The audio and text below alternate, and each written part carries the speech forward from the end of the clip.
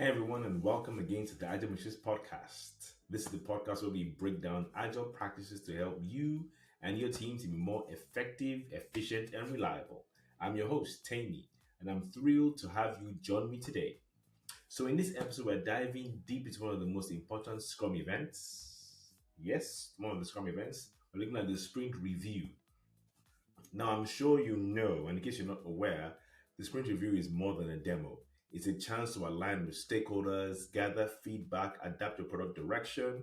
But here's the thing, it's also an event full of potential pitfalls. So stick around as I unpack five, yes, one, two, three, four, five common mistakes that teams make during their sprint reviews. And of course, I won't just leave you there. I will share tips on how you can avoid them. So before we get started, don't forget to subscribe to the Agile Matrix podcast wherever you're listening to this podcast. And if you enjoyed this episode, please share with your friends, your colleagues, or anyone who could use a bit of agile inspiration. So let's jump right in. Let's look at it. So, what is the sprint review, right? Now, if you understand the Scrum framework, the sprint review is held at the end of each sprint. It is the review of the sprint, of all the effort, all the work that I've done in the sprint, what it has produced. We're reviewing that product, what is called the potential releasable increment. So, the sprint review is a collaborative session, a working session where the team and the stakeholders actually review what has been done, right? So we look at what has been accomplished, we gather feedback, and then based on the feedback, we then refine the product backlog. So we inspect the increment and we adapt the product backlog, right? Now, one something to note very carefully is the sprint review is not a demo. We will demo work within the sprint review, but it's not a demo. So the sprint review is a very powerful meeting because, like I always tell people, in Scrum, we inspect and adapt process and product. The sprint review is a powerful opportunity to inspect the product that we've created, the potential reducible increment. And here's the thing. So you can imagine the team, the Scrum team has worked, they developed something. Now we present to the stakeholders that are business aware, that are environment aware. They then give the team feedback based on what is happening. Now, what does the feedback mean? So look at it this way. The team has produced increment A. We get feedback on the increment A if it matches. So, okay, let's roll back. So, there's a particular business climate we're trying to enter into or grow bigger in. So, based on that, product backlog items were created, and we have now produced this increment based on the original idea. So, first part of the sprint review we're looking at, we then review does that idea still hold, and does what we've produced address that idea? So first part of the feedback we're getting is, did we get it right? Or has the environment changed based on what's happening? So in other words, what we've done, is it still relevant? Now if we get the take that it is relevant, then the product owner or the team will then tell the stakeholders what the plan is to do next. And the stakeholders can then either confirm that that's the right way to go, or let the team know that no, the climate has changed, so go to something else. That's what we call adapting the product backlog, right? Now, this sounds straightforward, right? But many teams, I've been in different organizations, I've seen many teams stumble at this similarly simple concept. So in my years of experience, I've observed a couple of things. I've put these five together and I'll actually talk about the pitfalls and how you can stay clear of them. Okay. So number one pitfall, turning the sprint review into an end state report meeting or a status meeting, right? So if you do like a status meeting, what happens in this? So in end state report meeting, you come together, you say what's happened, and basically a lot of box ticking goes on, right? So now this happens when the focus shifts to reporting progress instead of discussing the product and its future or the business climate. Sprint reviews are meant to be dynamic. It's about inspecting what has been done and adapting based on feedback. That is the most important part, the feedback. So we're not just looking at lists of tasks and ticking boxes. No, we are inspecting what has been done and adapting based on the feedback. So here's the tip. If you are in that situation, what you need to do is help shift your mindset and also the mindset of the stakeholders. Think of the sprint review as a conversation about the product's direction, about its future. Engage your stakeholders as collaborators, not just inspectors. That is why I emphasize the fact that it's not a demo. In the original concept, it could be a demo where they're just like, okay, yeah, it turns on, it goes red, it does this. That's they are spectators. They could be there or not be there, but they are collaborators. Remember, the idea behind Agile is that the target is moving. So think of it this way: we plan 2 weeks, 1 week, 3 weeks, or 4 weeks of work based on our understanding of the target. But the stakeholders are more in tune with the targets.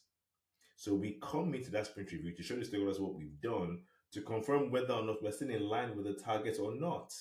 And they will give us feedback to confirm we're in line with the target or actually let us know that we've missed the target so we can adapt. That is the aim, right? So that's number one pitfall. Number two, ignoring the importance of stakeholder engagement, right? Now, you can imagine if you're in a team, and I've actually seen a team once that they had a sprint review and they didn't have any stakeholder present. Now, when I walked in, I was a bit alarmed, and this is the mentality I've always had. The stakeholders are the ones who are paying for work to be done. If they're not present at the sprint review, most likely they don't know what's happening. So I don't know about you, but I don't think I would enjoy paying for nothing, right? So I had to tell them that what they're doing is putting themselves at risk because if the stakeholders are not seeing what they're paying for, when they become aware that they're paying a loss, they're going to say, why should we pay? Right? So, what are we saying? Without these stakeholders, you miss one very important chance, the chance to validate your work and then course corrective necessary. You see, Agile's and Scrum's risk management strategy is in the sprints, right? Or in the iterations. So look at it this way: when you do a piece of work, if let's say you're running a 2 week sprint, your risk exposure is 2 weeks long. Without feedback or validation, you extend your risk exposure, right? So if a sprint costs you £10,000, what you are doing is every £10,000 you can confirm if we continue, stop, or divert. But when you do not have that feedback, you are extending the cost of your risk. Imagine going 5 sprints without feedback. That is 50,000, right? And then you find out you've done the wrong thing. That's £50,000 gone down the drain, right? So what are we saying? How do you break this? First of all, you understand that maybe stakeholders don't understand the importance. So first thing is you proactively engage your stakeholders. Send clear, well-timed invitation and explain why their input is critical. Make it easy for them to attend by accommodating their schedules when possible. That's number one. Number two, it might be a situation where you've engaged the stakeholders and they've come in, but what they are saying is not enough to give feedback. Then what you need to do is bring focus to the work. You cannot, as a team, I don't think effectively handle work for 7 different stakeholders. What will eventually happen is that you do too little to get feedback. And after a while, people will realize there's no point coming because I can't give you feedback on what you've done. It's too small to actually, it's not concise enough. It's not an increment that can be released. So bring focus to the output, right? So engage stakeholders and bring focus. Number three pitfall, lack of preparation. I know people say, oh, Agile, we don't plan. We plan every day as you observe in daily Scrum. So what we're saying that your sprint review should not just be something that you just stumble into. No, you have to have a plan, right? You have to have a plan. A disorganized sprint review can leave stakeholders confused and, worst of all, disinterested. So what are we saying? Preparation is key. Create a simple structure for your review. Very simple. Number one, look at an example. Number one, demo the completed work. Number two, share what was completed and what wasn't completed and why. Then open the floor for discussion and feedback. Simple. But when you have that clear plan, you can actually allocate effort into all of it. And the stakeholders can also feel the impact of a structured sprint review, right? So a clear plan ensures you make the most of everyone's precious time. You know time is precious, right? Okay. Then number four pitfall that actually juxtaposes this one, overloading the agenda, right? Yeah. So a lot of times you find teams that try to showcase every single detail, show the back end, show the this, show the that. That's showing many outputs. At the stakeholder level at the sprint review, what do you want to see is the outcomes. What are we achieving? Right? So don't overwhelm stakeholders with every little detail. Number one, it can dilute the focus of the session. And once your stakeholders tune out, you've lost them for that session. So you have to pitch at enough at the right level to get the feedback that is required from the stakeholders. So in other words, know your audience. Don't overload the agenda. Look at the audience. Look at what they need to know to give you feedback. Right? Okay. So what are we saying? Highlight the most important achievements. Right? Especially those that are relevant to the stakeholders. Leave time for feedback and the conversations that ensue. It's better to have a meaningful discussion about a few key points than to rush through everything, right? That's what you're aiming for. Now, pitfall number 5, which when I was thinking about it, I actually realized is quite strange. If you ignore or de-emphasize feedback, right? Remember, all we're doing in the sprint review is to present something to get feedback. We need to know, are we doing the right thing? Should we continue? Should we pivot? Should we stop? And the feedback comes from the stakeholders, right? So the sprint review it's all about collaboration, working together. It's a working session. So it's a waste of that time of the team, of the stakeholders, if the team don't then take the stakeholder input seriously, right? Now, one of the ways you don't is if you at the sprint review you demo and then time's up, or you demo and then you just say, okay, can we have 2 minutes of feedback? No, there should be enough time for feedback, right? What are we saying? Give time for feedback, right? Make feedback also actionable. Capture the stakeholder suggestions during the review and revisit them during sprint planning. Remember, we said adapt the product backlog. Now, when you adapt the product backlog, if it indicates that you need to do something next, at the sprint planning, you carry those into your sprint planning conversation. Now, it's even possible that some of the suggestions might not make the cut. But when you show the team that you consider this, they understand that you know the importance, one. And then two, the stakeholders also know that their feedback is being taken seriously.